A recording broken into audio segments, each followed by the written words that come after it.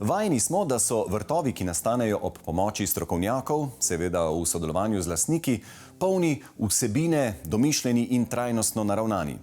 Pri snovanju takih vrtov avtorji upoštevajo specifike lokacije, podnebja, lege zemljišča, predvsem pa želje in zahteve naročnikov. Vse navedeno velja tudi za vrt, ki smo ga obiskali v bližini Ljubljane. Njegova posebnost je v tem, da je nastal po načrtu krajinske arhitektke, vendar ob odsotnosti lastnikov. Ta sta med oblikovanjem vrta namreč živela v tujini. In vendar je zrasel zanimiv, vsebine poln in prostoru prilagojen vrt, na katerem lastniki prav uživajo. Lastnika sta krajinarko izbrala tako, da sta na spletu našla njeno delo, ki ju je prepričalo. Dogovori so potekali na daljavo, bodisi prek elektronske pošte, telefona ali videoklicev. Kako je bilo pravzaprav, ko ste prišli? V kakšni fazi? A je hiša že stala, ali ste se začeli dogovarjati že prej? Ne, hiša še ni stala. One dva sta imela arhitekturo objekta že potrjeno, ampak jaz sem se vključila v bistvu tik preden smo vložili za gradbeno dovoljenje, tako da smo na tisti točki tudi preverjali višinsko točko, kako visoko bo hiša stala, majhen lego, kako bo, ker je pač parcela majhen netipično orientirana je na severozahod pa jugovzhod. Pa če se ozremo okoli, tudi precej naklona je bilo, ne? Ja, jaz sem že prvič, ko sem prišla sem, je bil tukaj travnik in se je videl, da je teren pod blagim naklonom. To, da je zdaj ta vrt čist raven, smo se v resnici mogli na 3 točke opirati. Eno je dovozna cesta, kako visoko gremo, da bo pač nek dovoz dovolj blag, udoben. Drugo so pa oporni zidovi. Na drugi strani smo jih mogli postaviti zaradi tega, ker je bil obstoječ teren višji od naše ravnine vrta. Zdaj, lega hiše je bila dosti na dlani, zaradi tega, ker je bila precej definirana za to dovozno potjo. Prostor se je pa tako odpiral, da je bilo najbolj logično, da so pač bivalni prostori in pa vrt na severozahodu, ker se je tukaj več prostora odprl in smo imeli pač več prostora za umestitev tega programa noter. Zemljišče meri okoli 1000 kvadratnih metrov. Hiša leži razmeroma visoko, približno na okoli 600 metrov nadmorske višine. To seveda nekoliko vpliva tudi na izbor rastlin, saj morajo biti odpornejše proti hladnejšim klimatskim razmeram. Ja, pa rastlinah se malo pozna. Mislim, zanimivo je, da je sneg padal, ko smo jih sadili takrat in je bilo zelo mraz. Vključili smo kar veliko trajnic, tudi malo smo tvegali s kakšno sivko, recimo pa temi žajblji, ki so bolj v bistvu za toplo podnebje, no. Ampak moram reči, da so se kar dobro izkazale te rastline, no. Na vrtu je ena glavnih prvin lepo umeščen bazen, ki domačim predstavlja priljubljeno obliko sprostitve. Bazen je bila ena od glavnih želja Kaje in Roka.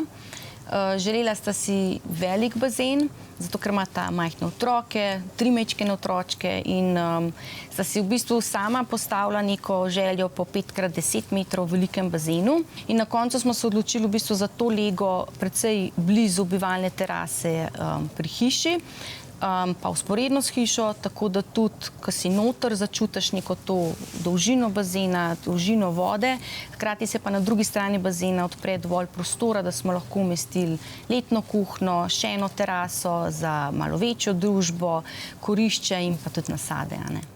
Vem, da ste dobra poznavalka rastlin, predvsem trajnic, pa seveda tudi drugega. Mogoče še kakšno besedo več, kako ste razmišljali, kaj umestiti tukaj, pa kako jih razporediti? Tukaj, ko smo umestili v bistvu vse te programe, se je izkazalo, da bo na vrtu res bolj malo trave. Ostali so neki končki, neke trikotne oblike in sem bila zelo vesela, ker sta pač Rok in Kaja podprla to idejo, da mi ta vrt ozelenimo ne za neko zelenico, ampak z rastlinami, z trajnicami, grmovnicami, z drevesi. Vmes smo umestili tudi zimzelene tise, zato da imamo še neke zimske strukturne elemente v vrtu. Celotna parcela je obkrožena z zimzelenim lovorikovcem, ki nam nudi neko hrbtišče za te trajnice, ki bojo cvetele. Ja, japonske javore imamo pa bolj malo število dreves, ampak imamo pa več vrst. Mi imamo samo stebraste gabre, pa več vrst japonskih javorjev. In mi smo umestili 4 različne vrste, 2, ki sta vedno rdeči, enega pritlikavega pa enega večjega, ki je pri zelenjavnem vrtu. Barv na tem vrtu je očitno veliko. Ja, barv je v tem vrtu kar veliko, predvsem v teh trajnicah, ki so na sončni legi. Hkrati imamo pa v tem vrtu še eno bolj senčno gredo ob terasi. Tam smo se pa malo igrali z odtenki zelene.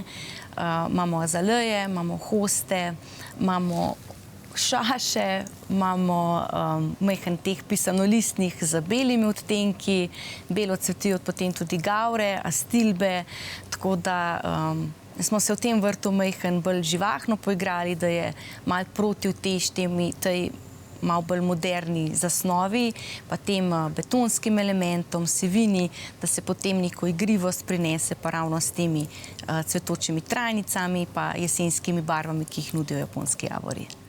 Kot velja za vsak lep dom, je tudi ta plod sodelovanja med zakoncema, ki z družino prebivata tukaj.